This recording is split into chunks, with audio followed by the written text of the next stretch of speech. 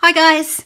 I was putting away some of my Traveller's Notebook inserts and I realised I've got a couple more that I haven't showed you yet. So I will just have a quick walk through these today. So one of the things I wanted to say is how I store my finished inserts. I just made some of my own covers. This was following a tutorial by Banana Fish Studio, and it's just like fun foam and scrapbook paper, and super cheap, super easy to make, and it means I've got somewhere to store all these finished inserts. So this first one is quite old, and it's one I made myself, so it's got really fun yellow papers in it. And this was just, again, I don't think any of these have process videos. It's just a book that I had sitting on my desk. This one here, I created my own little fused pockets from a trip away and just stuck it in with washi tape, so it's a little bit odd. This was before I knew about pocket page notebooks, mind you, so after that it got a whole lot easier.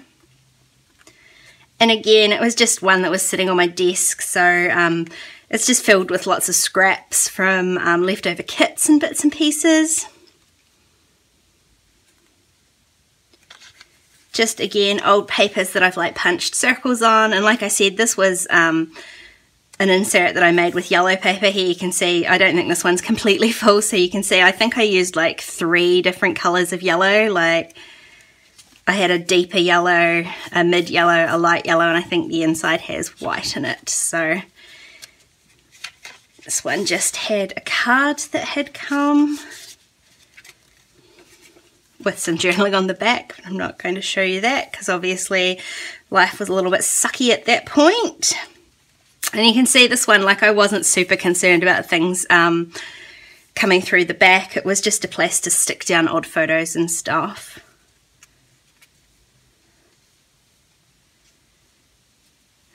Lots of little just things that I had bought. I think this day I had grabbed a whole pile of new washi tape, so I had put some of that in when I got my car, and so there's like business cards and receipts and stuff.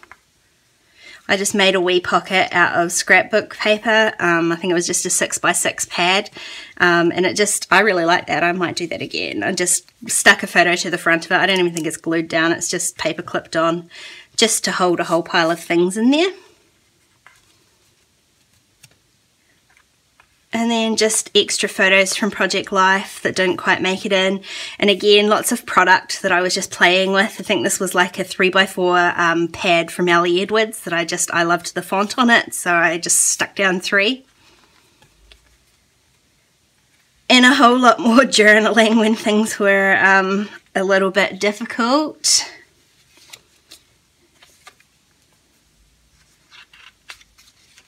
Again, I was testing out some new stamps. This was a Feed Your Craft stamp.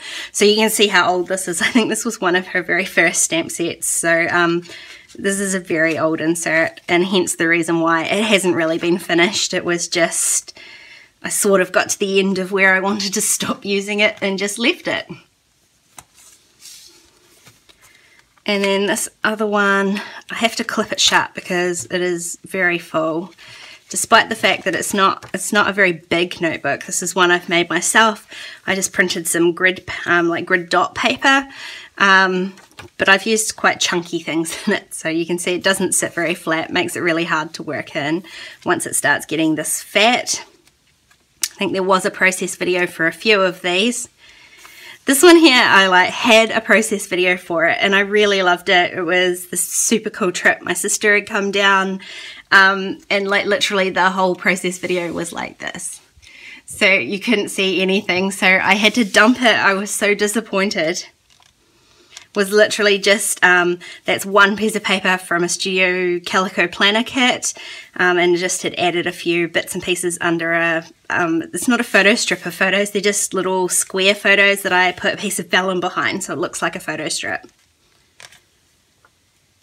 And there was a process video for that one. That was one of those disaster ones. Same for this, there was a process video. This was for the Scrapmazing YouTube hop.